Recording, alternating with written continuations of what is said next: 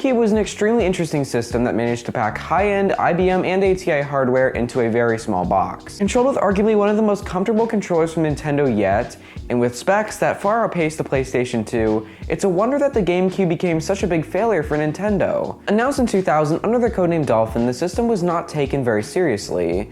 Many claimed that the system had no chance against the mighty PS2, and they were right. With the PlayStation 2 selling 155 million units, the ill-established Xbox original selling 24 million units, and the GameCube only selling 22 million units, it's safe to say that the GameCube came out on bottom. But why is this? Well, it's not because of anemic hardware, small size, or any of the other concerns many had before the console's release. The GameCube specs far outpaced the PlayStation 2, and performance came close to the original Xbox, placing it in the center of the console lineup. Considering the Xbox had relatively high-end desktop specs, it's surprising that the compact GameCube managed to even come close. So what's inside of the GameCube? Let's find out.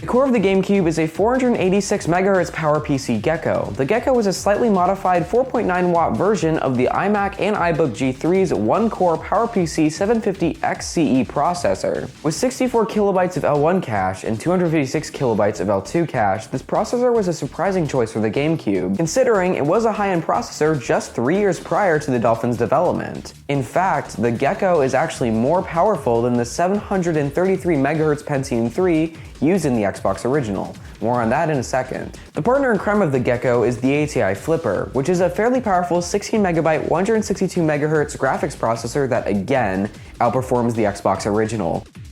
The CPU and GPU are accompanied by 24 MB of MOSIS RAM, along with a separate 16 MB chip of audio RAM, which could also be used for other functions.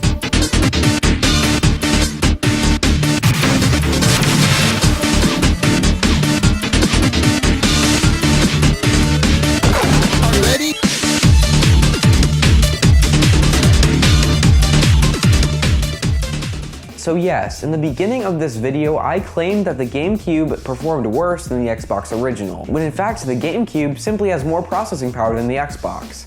Allow me to explain. The GameCube might as well have been designed to deter game developers. It used two separate banks of different RAM and was very difficult to develop for. To add insult to injury, the GameCube used tiny 1.5GB discs, which were not only expensive to write games to, but also provided massive storage limitations compared to the average 4GB disc. The use of tiny external flash cards for game saves also deterred a lot of developers and consumers alike. Using game cards has its advantages, like being able to move your game saves to other systems. However, it was much less sleek and versatile than the Xbox's internal 8GB hard drive. It would have been best to have both internal storage and game save cards in the GameCube. Another issue is the lack of online connectivity. There was a broadband extension made for the GameCube later in its life, which an entire 7 games used. Nintendo greatly underestimated the value of online connectivity, and Microsoft and Sony didn't. However, all of the GameCube's flaws didn't stop developers from making 661 fantastic games. So let's have a look at what the GameCube had to offer. Tom, yeah? Not a good time. Tell the mongrels we spotted the target. I'll report back when it's done.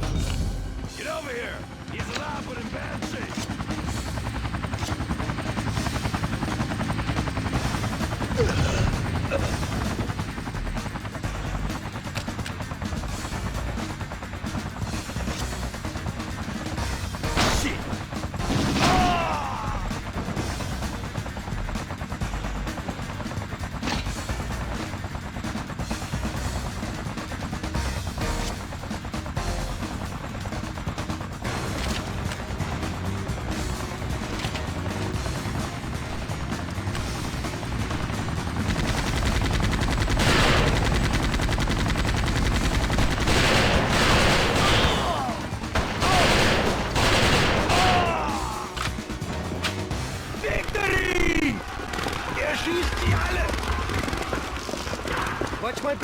clear out this rubble. Fire! Explosive! Stand back! Fire! Fire! This way, comrades!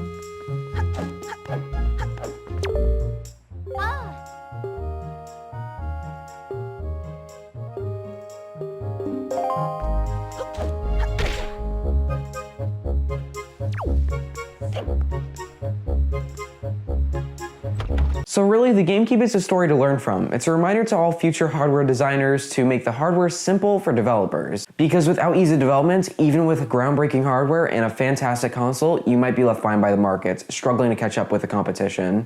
So anyway, that'll be it for this video. Comment down below what you think of the GameCube, like and subscribe. Thank you guys so much for watching, we'll see you in the next video. Bye.